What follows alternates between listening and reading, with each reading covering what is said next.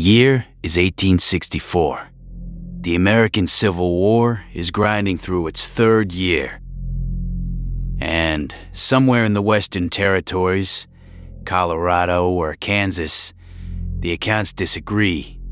A party of oil prospectors is about to make a discovery that has nothing to do with oil. They are mining into the side of a mountain when they hit something impossible. A massive stone buried in strata that have not seen the surface in millions of years. It takes them 15 days to separate it from the mountain. When they measure it, the numbers are staggering. 45 yards across at its widest point. 30 yards at its narrowest. This is not a boulder. This is a building that fell from the sky. The outer layer is fused. Melted by the heat of atmospheric entry, they conclude, countless millennia ago. It is, they announce, an aerolite. A meteorite. And they start drilling into it. 20 yards deep, their drill breaks through into a void. A jet of gas rushes out to greet them. The report will later call it irrespirable.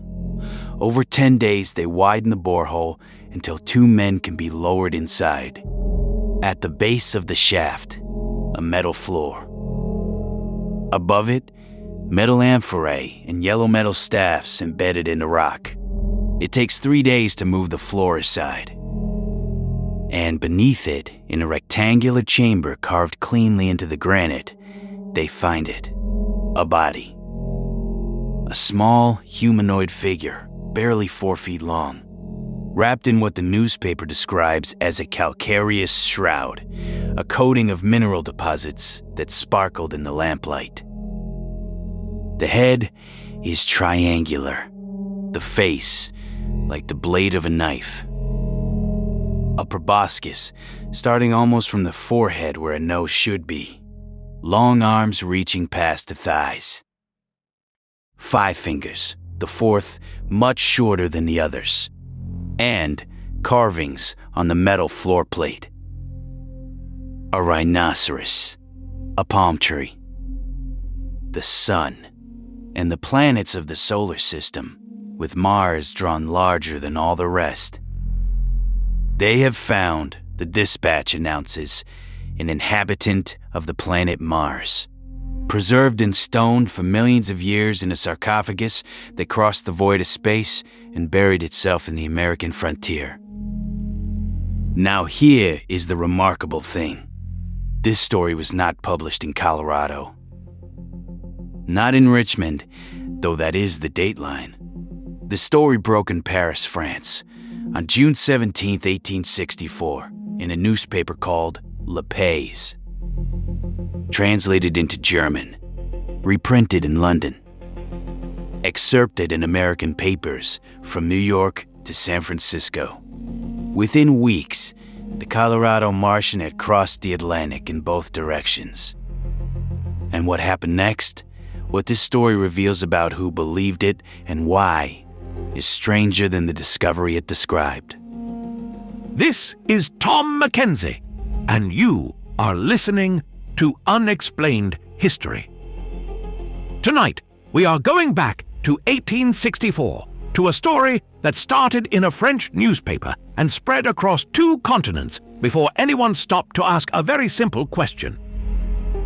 Was any of it real? The answer takes us through Petrified Men, Mark Twain's best joke, the house of Jules Verne, and a science writer who built a machine that is still running 160 years later.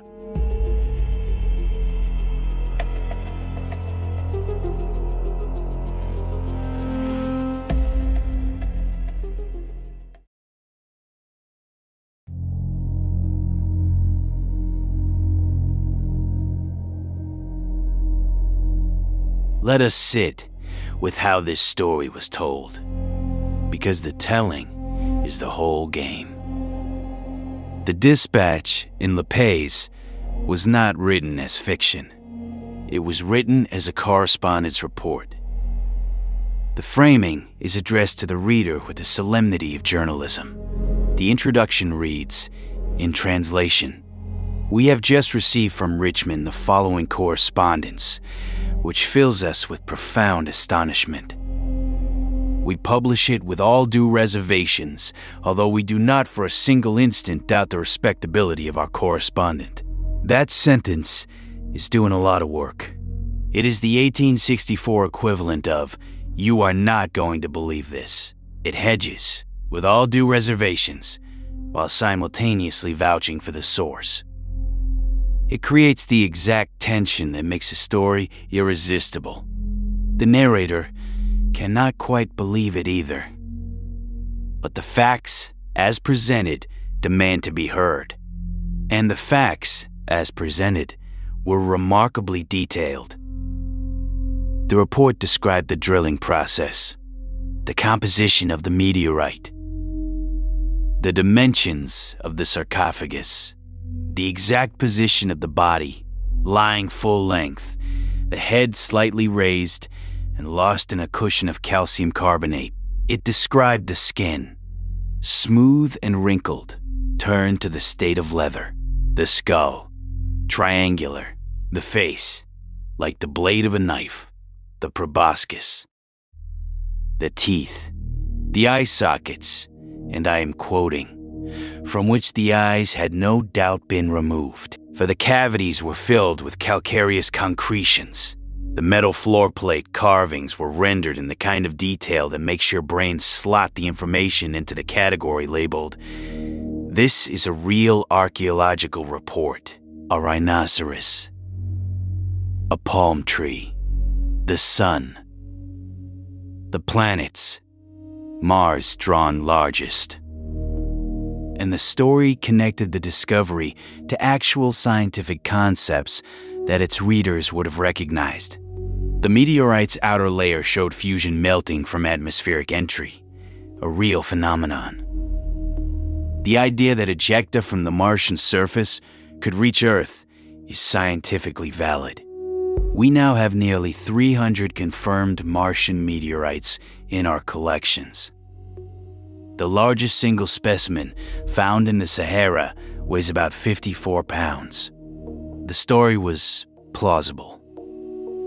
Not plausible enough to convince a geologist, but plausible enough to convince a newspaper reader in 1864 who had never seen a photograph of Mars.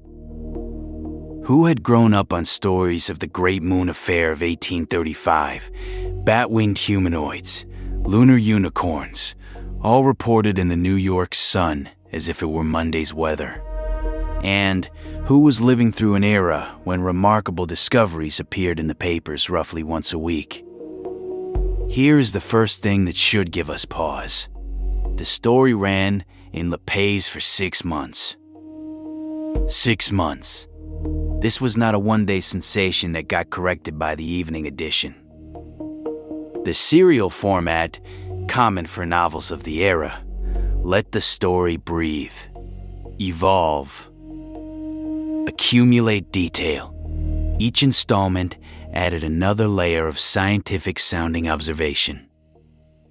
Each week, readers returned to learn more about the inhabitant of the planet Mars.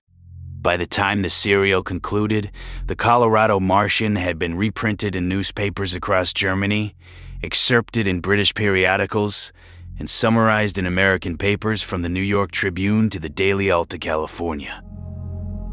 Readers on both sides of the Atlantic were following the story as news. Not a novel. Not a satire. News.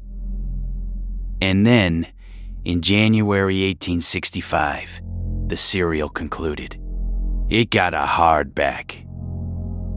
And the world moved on. 6 months in a newspaper. A hardback. Reprints across Germany and Britain and America.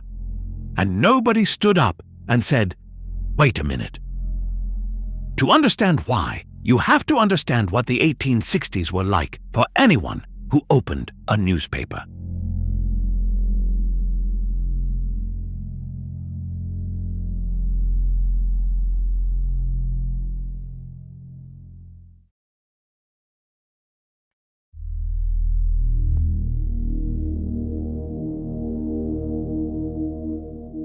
This was, quite literally, the golden age of petrified men.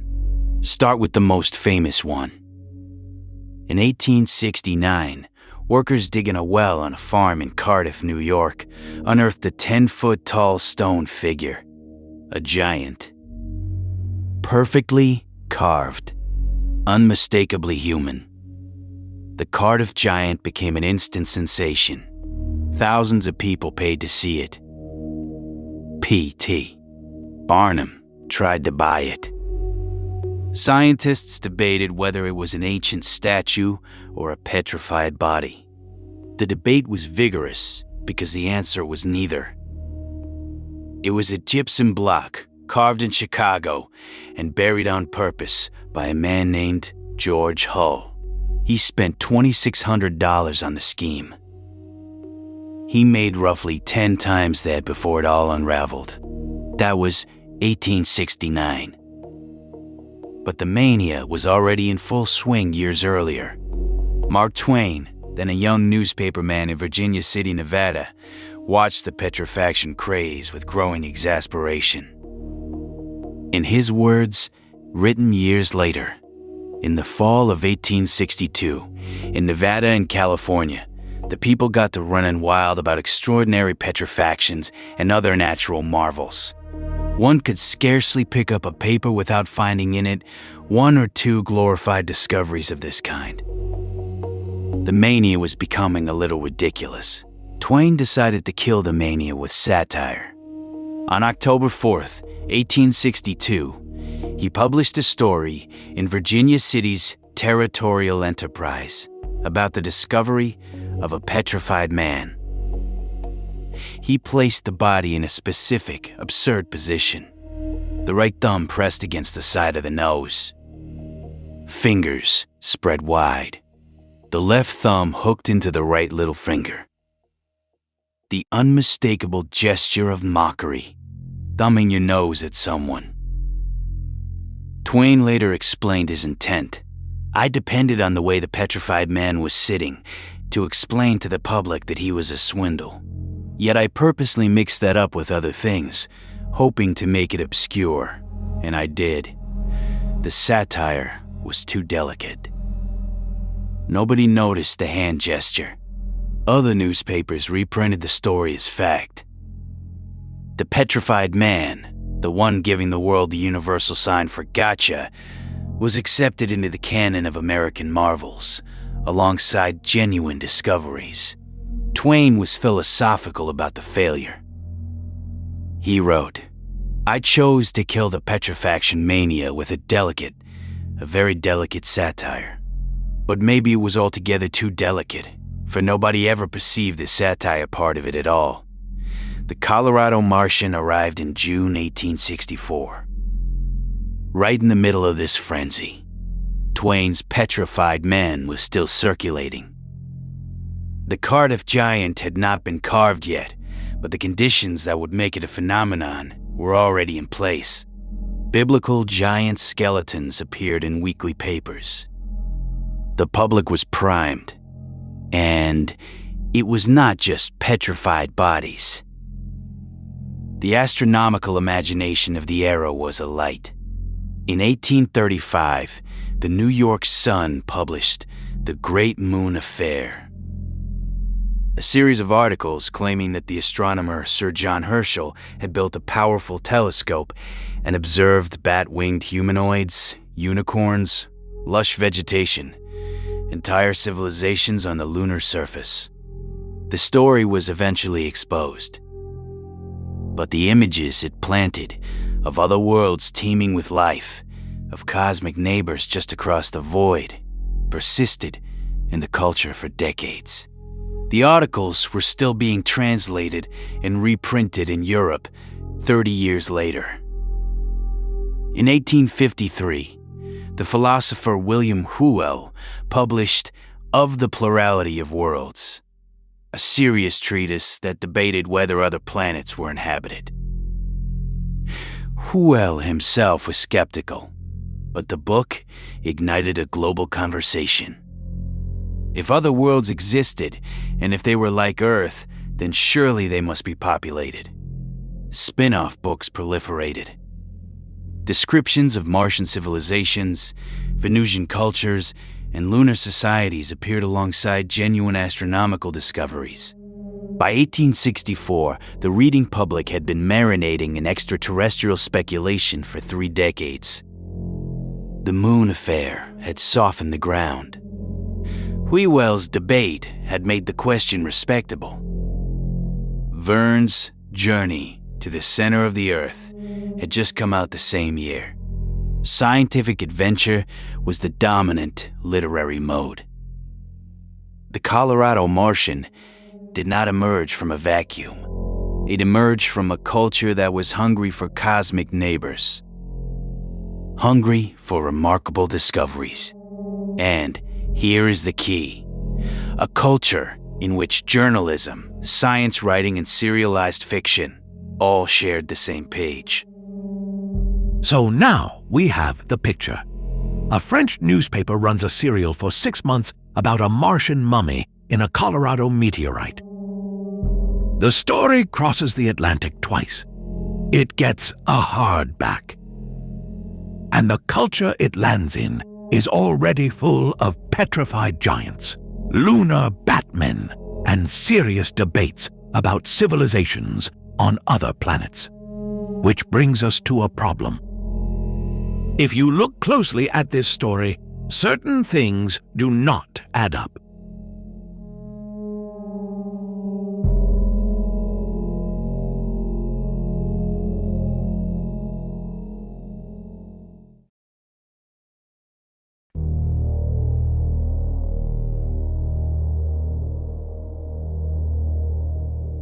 The story does not vanish after 1865. It lingers. It gets referenced, but nobody steps forward with a correction. Nobody publishes a retraction. The public simply moves on to the next marvel. So let us look at what does not add up. The first thing is the meteorite itself. The report describes an object 45 yards across, that is 135 feet. For context, the largest meteorite ever found on Earth, the Hoba meteorite in Namibia, is about 9 feet across and weighs roughly 60 tons.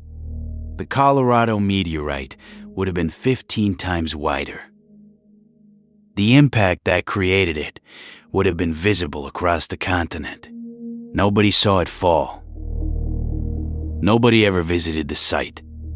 The only record of its existence is the dispatch in La Paz. The second thing is the location.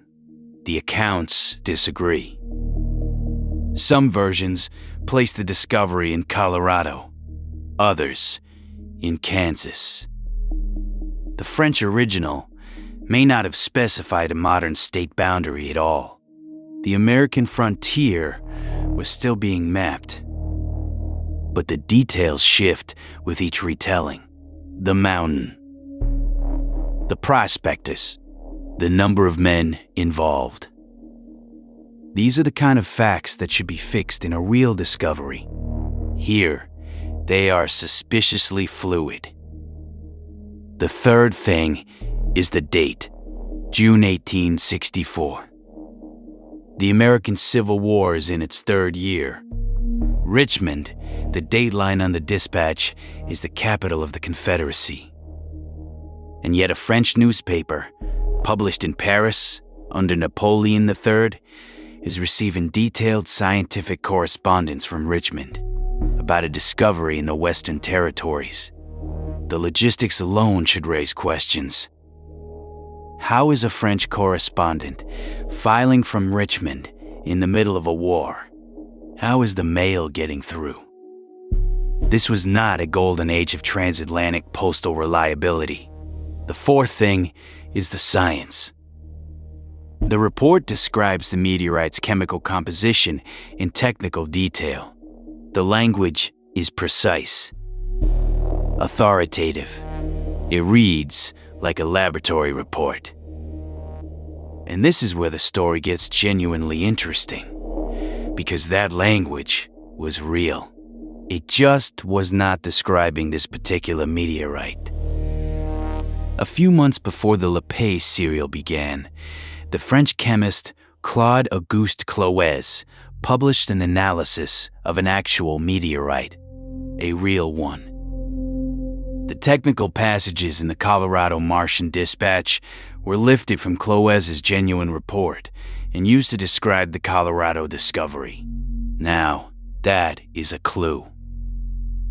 Whoever wrote this had access to scientific journals, read chemistry papers, and understood that the fastest way to make an extraordinary claim feel credible is to wrap it in real science. But the biggest clue is something else entirely. Look at who published the book. The hardback edition was titled An Inhabitant of the Planet Mars. An Inhabitant of the Planet Mars. It was published in 1865 by J. Hetzel, the same publisher who brought the world the novels of Jules Verne, and it was illustrated by Edouard Rieu, the same illustrator who drew the submarine, the giant squid, Captain Nemo. For 20,000 Leagues Under the Sea, the same publisher, the same illustrator.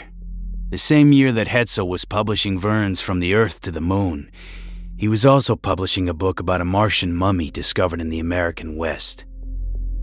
To the French reading public, these books shared shelf space. They shared a visual language. They shared an imprint that was synonymous with scientific adventure. The Colorado Martian came from the house of Jules Verne. So what was it? An elaborate piece of fiction? A journalistic fraud? Or something else entirely? The house of Jules Verne. The same publisher. The same illustrator. The same year as From the Earth to the Moon. That is not a smoking gun, but it is the kind of detail that makes you lean forward a little. And it brings us to the answer.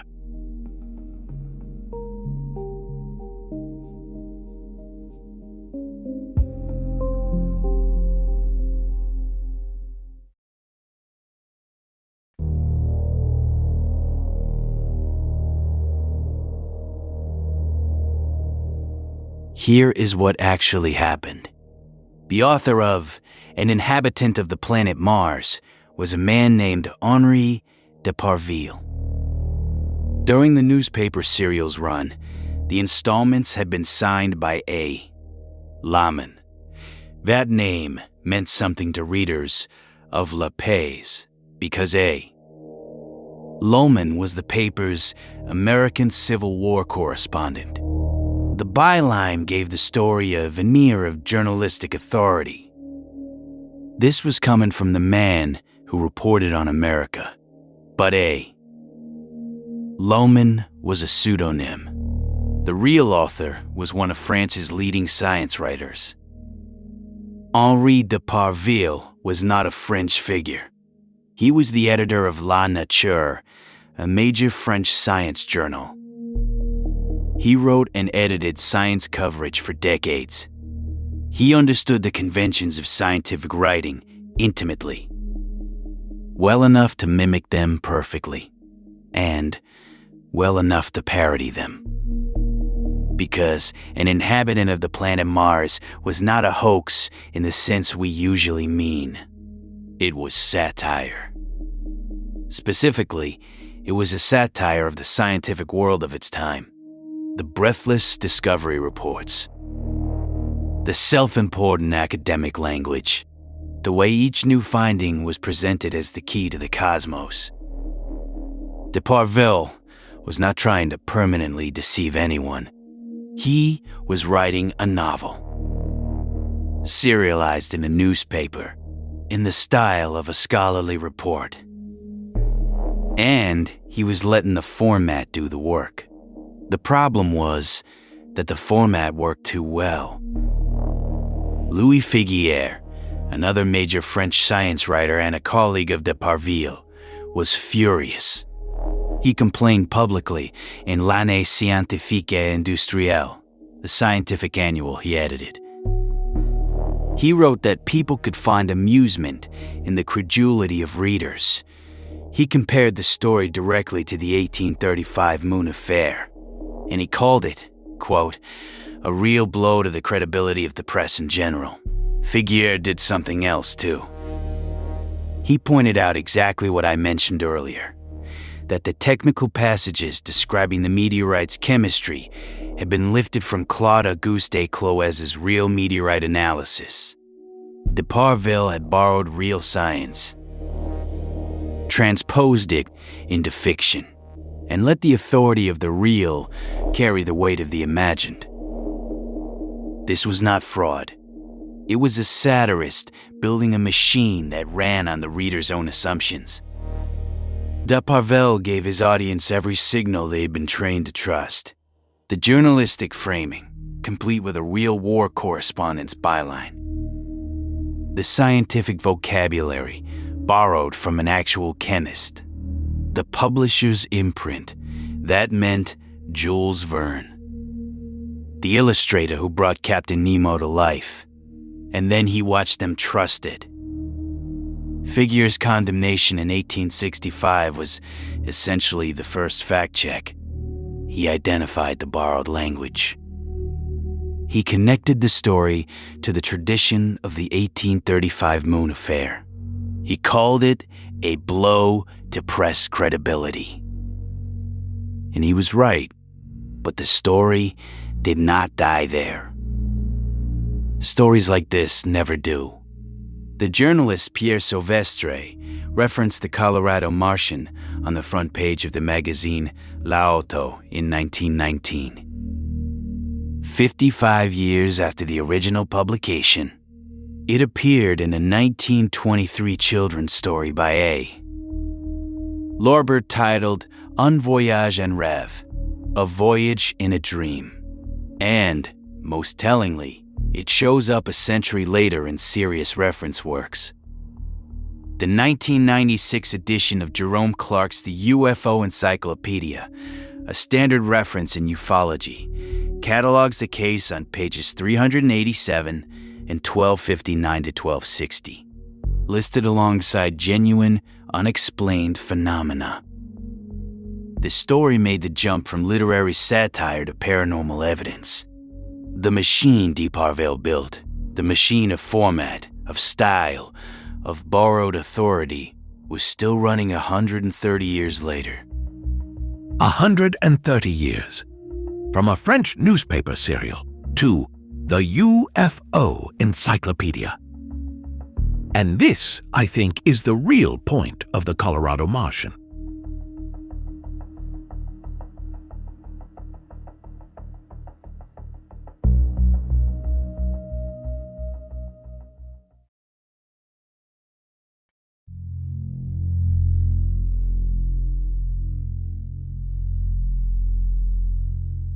It is easy to look at this story and feel superior.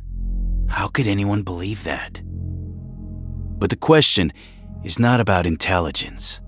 It is about training.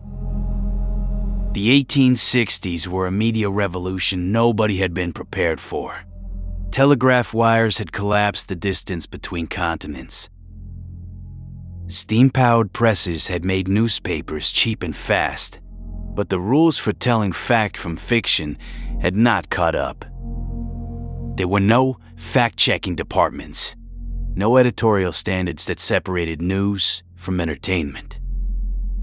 Readers on both sides of the Atlantic were drinking from a fire hose, and nobody had taught them how to swim. When Mark Twain published his Petrified-Man, with its obvious thumb-to-nose gesture frozen in stone, he assumed the reader would spot the joke. When Henri de Parville published his Martian Mummy, with its borrowed geochemistry and its Jules Verne pedigree, he assumed the reader would recognize the genre. Both men were wrong.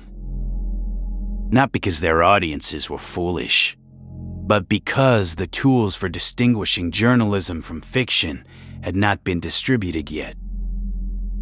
The Colorado Martian is remembered today not because it was unique, It is remembered because it was one square in a larger pattern. Petrified men, giant skeletons, bag-winged lunarians, Martian civilizations. The 19th century's relationship with its own media was defined by these stories. The substance was never in the story itself. It was in how the story fit into the culture that received it. And if that sounds familiar, if it sounds like a description of the last decade, well, de Parville might have predicted that too. He understood something that took the rest of us another 150 years to learn. The power of a story does not come from being true. It comes from being told in a voice you have been trained to trust. In a format you have been taught means fact, through a channel you have never had reason to question. The Martian mummy was always a mirror. What you saw in it depended on what you already believed about the people who bring you the news. Henri de Parville died in 1909. He spent a long career editing one of France's most respected science journals. He never apologized for the Martian mummy. He never needed to. He had written a novel, published it with the best science fiction imprint in the world, and watched the public do exactly what satirists hope for, and exactly what satirists fear. Take it seriously. The Colorado meteorite was never found because it was never there. But the crater it left in how we think about media, about authority, about the difference between a dispatch and a story is still visible. Thanks for listening. Jais. Sources 1. De Parville, Henri. Un habitant de la planète Mars. Le pays, 17 juin 1864. 2. De Parville, Henri. An inhabitant of the planet Mars. Paris, J. Hetzel, 1865. Illustrated by Edouard Rioux. 3. Figuier, Louis. L'année scientifique et industrielle. Vol. 9. Paris, 1865. B. 36-37. Born. Clemens, Samuel, Mark Twain. Petrified Man. Territorial Enterprise. 4th October, 1862. 5. Twain, Mark. The Petrified Man, retrospective account. Sketches New and Old, 1875. 6. Dunning, Brian. The Colorado Martian. Skeptoid. Tone 34, 31st March 2026. 7. Clark, Jerome. The UFO Encyclopedia. 4th edition. Detroit. Apogee Books, 1996. B. 387, 1259, 1260. 8. Cloès, Claude Auguste. Meteorite Analysis Report, cited in Figuier, 1865. 9. Wikipedia. An inhabitant of the planet Mars. Retrieved May 2026. 10. Fader, Kenneth. Rocky Mountain Martian. History, Colorado, 10th October 2025. 11. Chabot, Hugues. Images de la science en action dans quelques récits martiens, 1865-1925. In, le roman des possibles. Presse de l'Université de Montréal, 2019.